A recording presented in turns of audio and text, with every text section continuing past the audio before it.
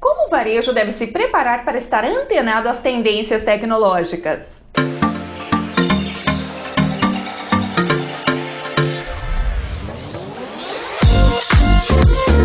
Eu sou Nathalie Gutierrez e esse é o tema que nós vamos abordar hoje no Foco no Varejo, canal que tem a proposta de levar a você todos os assuntos relacionados ao varejo do Brasil e do mundo. Mas antes disso, gostaria de convidá-lo a seguir o canal também no Instagram. Corre lá, Foco no Varejo, e fique por dentro das informações diárias desse setor.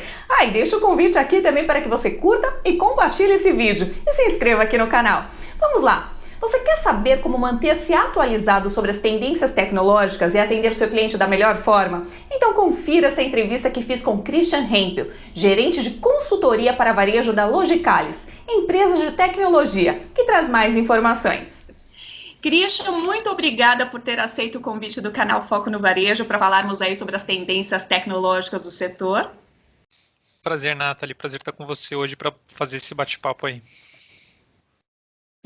Perfeito, bacana.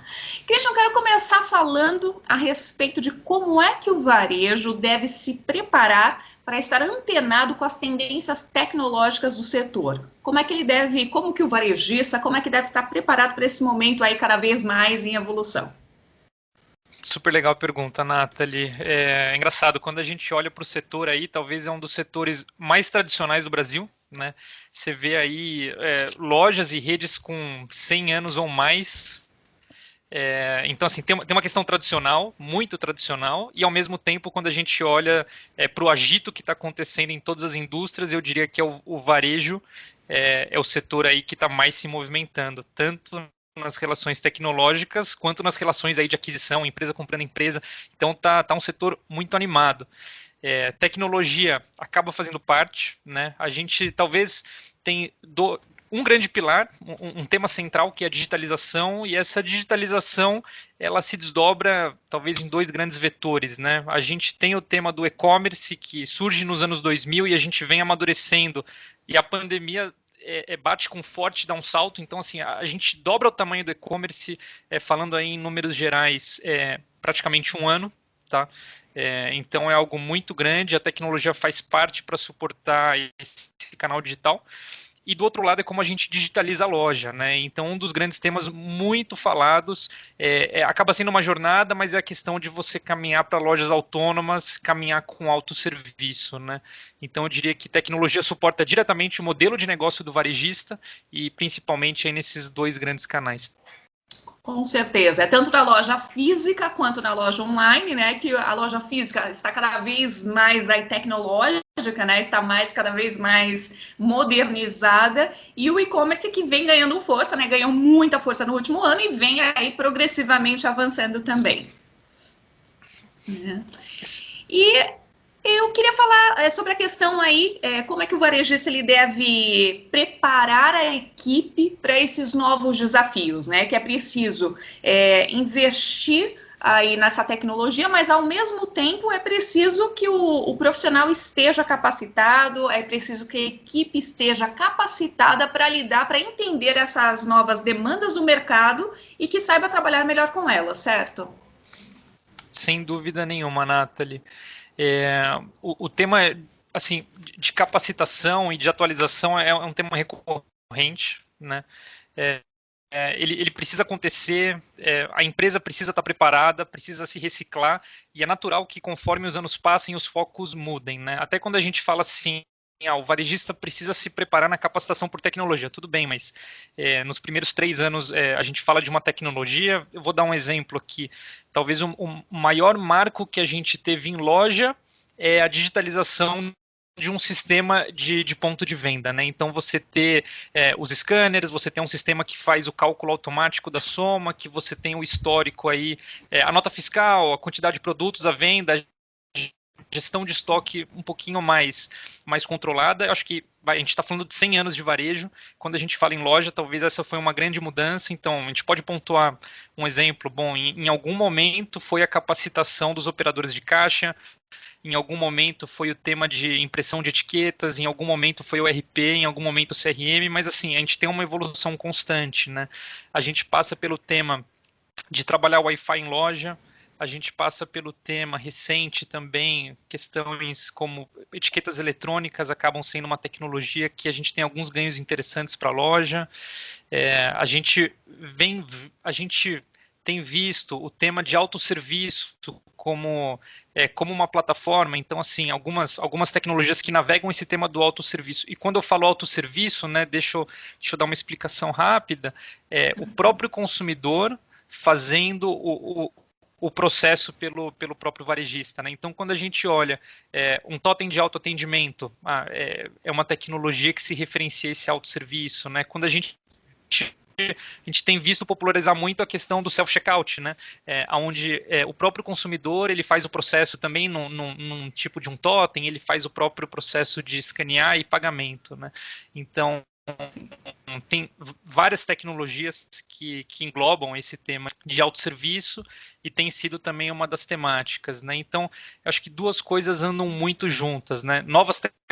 Novas tendências aparecem, tecnologia ela acaba suportando essas novas tendências e com isso os modelos de negócio mudam e a gente precisa ter, acho que um dos pilares centrais é trabalhar a questão de treinamentos, capacitação e atualização, né? Então, no final, o que a gente precisa é de um colaborador que seja dedicado, né? E a partir disso a gente treina o que é especialidade técnica. No final das contas, tendo um bom planejamento, você treina a sua equipe, você adapta ela e você faz uma transição de sucesso sem ter nenhum problema, nem para o consumidor, nem para a estrutura organizacional da empresa. Com certeza. Tem que ter essa mentalidade também, né? Totalmente antenada, totalmente de acordo com essas tendências, né? Porque se o colaborador ele estiver naquele modelo ainda, naquele mindset antigo de que, não, o checkout tem que ser daquele jeito, ou a forma de você fazer o gerenciamento do estoque tem que ser daquele outro jeito, ele vai estar muito engessado, ele não vai estar aberto aí para essas novas tendências, para essa nova realidade, né? Então, por isso que é preciso essa mudança de conceito e essa capacitação para que esse colaborador aí esteja seguindo aí as ideias, as tendências, vendo realmente como é que é o caminho que o varejo está seguindo. E acho que um insight legal aqui, Nathalie, é o seguinte, né? Quando a gente olha para o setor, a maioria dos colaboradores estão dentro da loja, né? Eu diria que acima de 60%, 70%, quando a gente olha para uma estrutura, para uma rede de varejo, as pessoas estão, tanto o consumidor ele está na loja, como o colaborador do varejo ele está dentro da loja. Então, essa questão de treinamento, ela se aplica em relação à tecnologia, mas ela se aplica em N outras questões, né? Como atender bem o cliente, questões de organização. Então, assim, tecnologia acaba sendo uma dessas segmentações, mas no final é um ponto muito crítico. A gente, os líderes do varejo precisam pensar e precisam se estruturar, e muitos têm trabalhado isso e têm visto essa questão que no final eu preciso estar onde meu consumidor está, esse consumidor está na loja, então eu preciso investir muito forte, né? Tanto em tecnologia quanto em estrutura de loja, e principalmente no colaborador, que é a cara do varejista, né? No final das contas, é quem representa na ponta. Exatamente. Quem está lá no chão de loja vai levar todo a cara da empresa para o cliente, né? Quem está em contato com o cliente que vai representar, né? Afinal de contas, em muitos poucos casos, né? Ou, digamos assim, na grande maioria não é o dono da loja, não é o gerente que vai estar lá no chão de loja, né? Atendendo ao cliente. E Nathalie, um ponto bem interessante, assim, quando a gente junta as duas coisas, né? Quando a gente fala assim, tá tendo um movimento de digitalização muito grande, a gente pensa, putz, então quer dizer que todos os colaboradores, eles precisam virar técnicos em tecnologia ou especialistas em tecnologias? E a resposta é não necessariamente, né? Então, assim, a partir do momento que eu tenho tecnologia para realizar processos mais operacionais, eu trabalho muito mais a humanização do colaborador no sentido de aspectos emocionais e de relacionamento com o meu consumidor, né? Então, se antes, vamos dar um exemplo, eu tenho uma questão de uma tarefa operacional que é pouco relacional, que é um operador de caixa, num segundo momento, automatizando parte desse processo, eu posso ter esse operador trabalhando o bem-estar, ou trabalhando o atendimento, ou trabalhando dúvidas, enfim, tem uma série de atividades que não tem nada a ver com tecnologia, né? No final das contas, tem talvez um pouco desse aparente paradoxo, mas o meu colaborador ele precisa trabalhar mais aspectos relacionais ao invés de trabalhar necessariamente tecnologia. Sim, afinal de contas, o lado humano é o que conta, né? Nós gostamos muito do mundo totalmente tecnológico, totalmente moderno, mas a gente também quer esse contato, né? E muitas vezes a gente vê até em estudos que as pessoas elas vão até o ponto de venda porque elas querem uma interação, elas querem ver alguém, querem falar com alguém, né? Agora não tanto por conta da pandemia, sim, né? Que tem por questões óbvias. Mas a gente sempre observa isso, né? Às vezes a pessoa ela prioriza aquele contato humano porque ela vai naquela loja porque ela conhece o operador de checkout, ela conhece o açougueiro e a pessoa já conhece ela pelo nome, já sabe da família, sabe que ela vai preferir aquele corte de carne específico porque o neto vai gostar. Enfim, já tem toda aquela humanização do processo, né? Então nada tem a ver. É que a tecnologia ela vem complementar, como você acabou de expor aqui, vem facilitar com que outros pontos aí sejam cada vez mais melhorados e que cada vez mais o varejo consiga atender de uma melhor forma aí o cliente aí no final, né?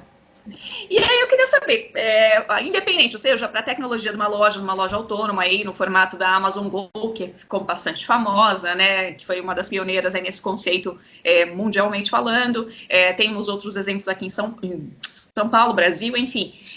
Mas como é que o varejista ele deve fazer a escolha do seu fornecedor de tecnologia? Seja para a questão da sua loja física, seja para uma loja autônoma ou não, ele vai automatizar alguma parte do seu atendimento, ou do seu serviço, ou da sua operação, ou mesmo para a questão do e-commerce, né? Parcerias também com empresas de delivery. Como é que o varejista, como é que o supermercadista deve fazer a melhor escolha do seu fornecedor aí para o seu negócio? Nathalie, ótima pergunta. Eu vou responder de novo com um aparente paradoxo, né? Mas assim, antes de escolher fornecedor ou até mesmo antes de pensar tecnologia, no final das contas o varejista precisa pensar negócio, né? Então ele precisa pensar modelo de negócio. Vou pegar um exemplo para contextualizar. Quando a gente olha para o comportamento do consumidor, a gente vê que cada vez mais o consumidor ele está caminhando e ele tem uma preferência de fazer mais visitas, por exemplo, aí a um varejo de supermercado, que esteja mais próximo da residência dele ou do local de trabalho. Então a gente tem um tema aí de lojas de conveniência, a gente tem uma questão de proximidade e de mudança do perfil do consumidor. A gente pode até falar, né, a questão da compra do mês, que hoje em dia praticamente a gente não vê mais, tem aquela questão semanal, muitas vezes uma frequência de várias vezes dentro da mesma semana, né? Esse foi um movimento que aconteceu na Europa. Eu até pego como exemplo a questão do dia supermercados na Espanha. Esse tema de proximidade há muitos anos é muito forte. A gente vê isso chegando no Brasil com todas as redes, né? Então você pega todas as grandes redes que historicamente trabalhavam com atacado e hiper, todas elas têm um modelo em expansão, em alta expansão. Um exemplo, acho que as bandeiras do GPA cresceram aí quase 50% nesse último trimestre nas lojas de proximidade, né? Então, tem uma tendência, tem uma necessidade do consumidor. A partir daí, como que eu escalo? O tema de tecnologia, o próprio tema de lojas autônomas, que ela atende essa questão e eu consigo pulverizar, né? Então, assim, praticamente quando a gente fala de um modelo de... Você comentou Amazon Go, loja autônoma, e eu vou contextualizar rapidamente. No final das contas, com um aplicativo e um QR Code, né? Você escaneia numa catraca, você entra, você pega o produto que você quiser e você sai, né? E a tecnologia, o sistema, ele te identifica, ele tem a sua carteira digital para conectar com o seu cartão de crédito e você faz todo o processo de forma muito simplificada. Ela consegue te atender, né? Praticamente no nível que você pode ter uma loja dessas dentro do seu escritório corporativo ou numa questão praticamente dentro da sua rua, dentro do seu bairro, mas muito mais próximo do que a gente tem hoje, que são essas lojas de proximidade. Eu diria até o que a gente pode chamar de hiperproximidade, tá? Então, bom, aí a gente conectou as coisas, né? Eu tenho uma necessidade, eu preciso expandir esse modelo, mas de forma tradicional, esse modelo não para de pé. Então, tecnologia está vindo aqui para conseguir me dar escala a um modelo de negócio que é uma exigência do consumidor. Então, assim, acho que essa visão clara, ela precisa estar no coração do presidente, precisa estar na veia dos vice-presidentes dos varejistas, né? E a partir disso, é como consequência, é uma consequência natural. Tendo essas duas conectadas, você tem um parceiro, né?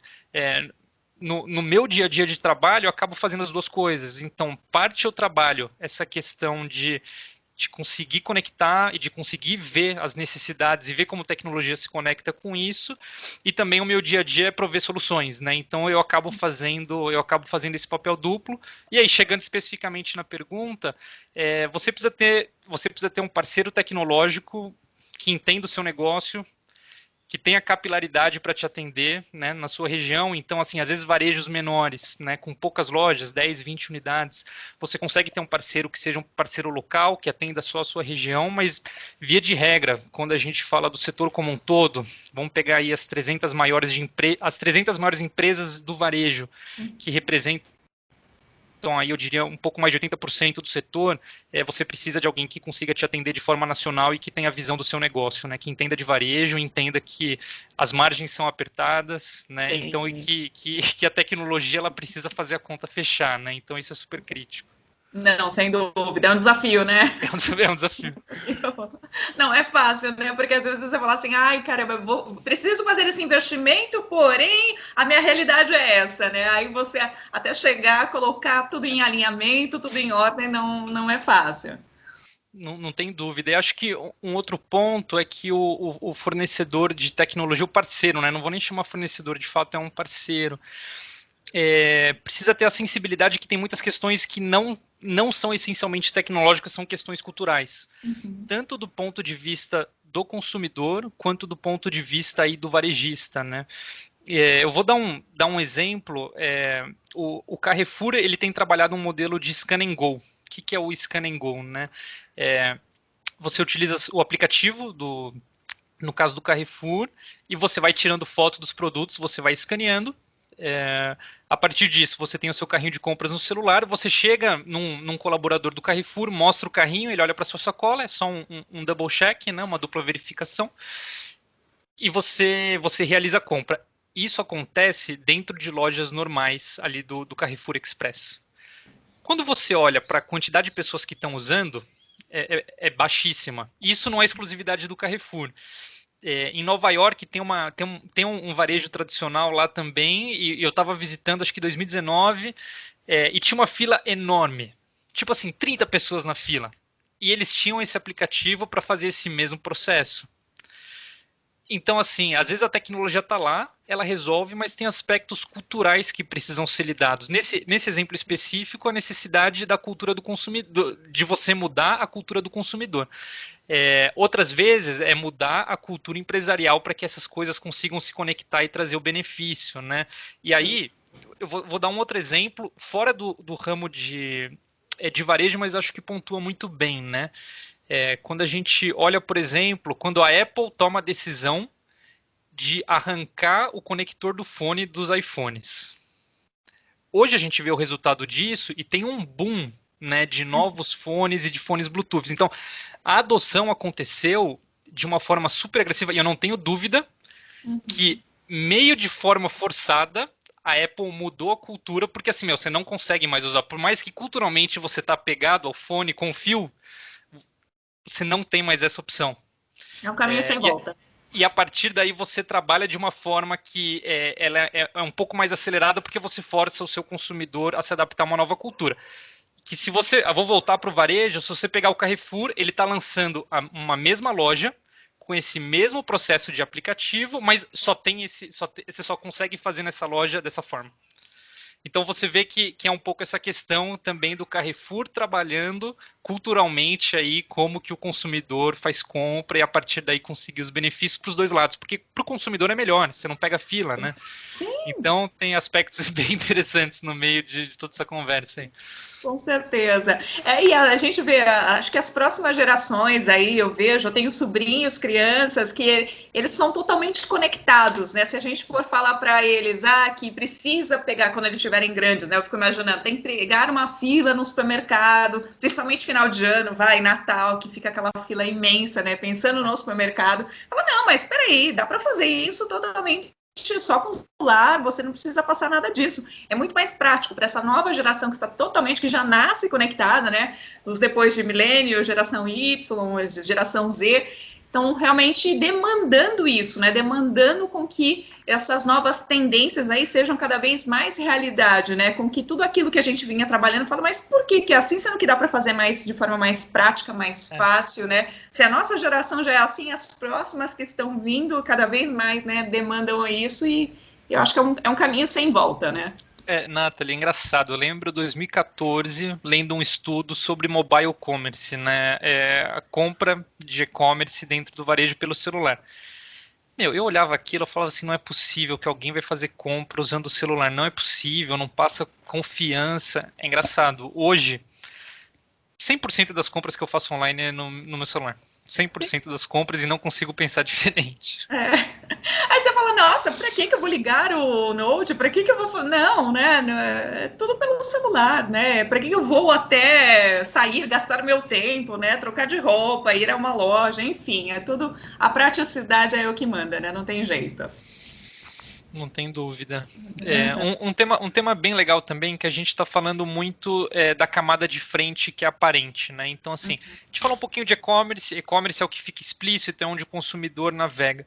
A gente falou de loja, digitalização de loja, hiperproximidade, tudo isso está escancarado ali na frente, é o que todo mundo vê. Mas com todas essas necessidades, tanto do lado do e-commerce quanto do lado de maior volume de lojas de tamanhos menores e mais espalhadas, pulverizadas, tem uma necessidade crescente que é o tema de logística. Sim.